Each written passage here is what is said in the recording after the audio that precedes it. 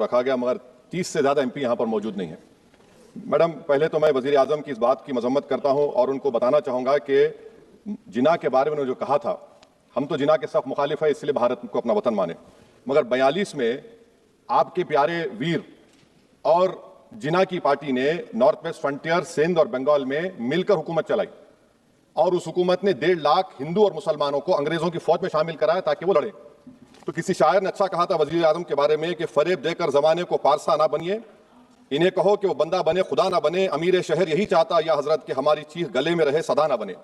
दूसरी बात मैडम, हमारे वजीर दिफा जनाब राजनाथ सिंह साहब ने बड़ा ही अजीब व गरीब और तकलीफ दे बात कही उम्मुल मोमिनीन के बारे में और उम्मुल किताब के बारे में। उम्मुल मोमिनीन उनको कहते हैं जो हमारे प्रॉफिट मोहम्मद सल्लल्लाहु अलैहि वसल्लम की वाइफ हैं।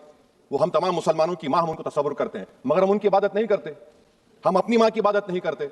उम्मुल किताब कुरान है, हम कुरान की इबादत नहीं करते। कुरान अल्लाह का बिजावा कलाम है।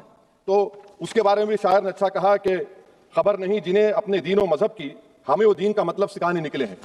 अहम बात यह है कि मैडम, हमारे मुल्क का आइन क्या इस लफ्ज से आगाज होता है, वी द पीपल। इसका आगाज भारत माता के नाम से नहीं होता है। हमारे संविधान का जो प्रियम्बल है वो क्या कहता है? Liberty of thought, expression, belief, faith and worship.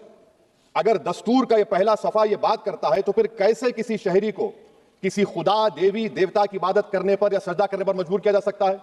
आप ही की पार्टी से आज की जो बातें हुई है इसी को बोल रही हैं। हमारे कॉन्स्टिट्यूंट असेंबली में मैडम एक मोहतरमा थी रोहिणी कुमार चौधरी ने एक तजवीज दी थी कि प्रियम्बल में किसी देवी के नाम से शुरू हो। उन्होंने खास तौर से वंदे मातरम का जिक्र किया, मगर उसको कबूल नहीं किया गया। फिर केवी कामत साहब ने तजवीज दी कि इट्स सिटीजन्स को बदलकर हर सिटीजन्स किया जाए और खुदा के नाम से शुरू किया जाए। वो तरमीम को मुस्तरद कर दिया गया।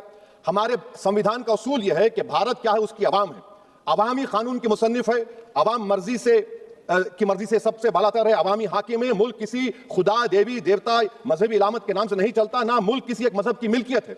इसीलिए बाबा साहब अम्बेडकर ने क्या कहा था? उन्होंने मदर इंडिया के नजरिए को मुस्तरद किया। बाबा साहब ने एक नई इस्तिलाह वजह कर दी और कहा कि भैक्षक भारत, ये बाबा साहब अम्बेडकर ने कहा। अब मैडम, अगर मजहबी आजादी इस आइन का बुनियादी उसूल है तो सवाल यह पैदा होता है कि उस वक्त हमारे जो कॉन्स्टिट्यूंट असेंबली के प्रेसिडेंट थे जनाब राजेंद्र प्रसाद साहब ने किस बुनियाद पर वंदे मातरम को कौमी तराना करार दिया?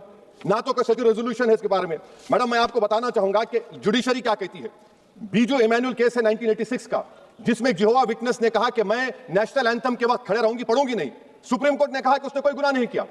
वहीं एक 2017 का केस है अश्विनी उपाध्याय का केस सुप्रीम कोर्ट का, उन्हें कहा गाइडलाइंस दिए जाएं वंदे मातरम पर, सुप्रीम कोर्ट ने नहीं कह दिया। फिर आप आ जाइए madam, prevention of insult act 1971, इसमें नेशनल सॉन्ग नहीं है, सिर्फ नेशनल एम्बलम और आपका नेशनल एंथम है। फिर आप आ जाइए 40th अमेंडमेंट आर्टिकल 51 है, 76 में पास हुआ, उसमें भी इसका कोई जिक्र नहीं है।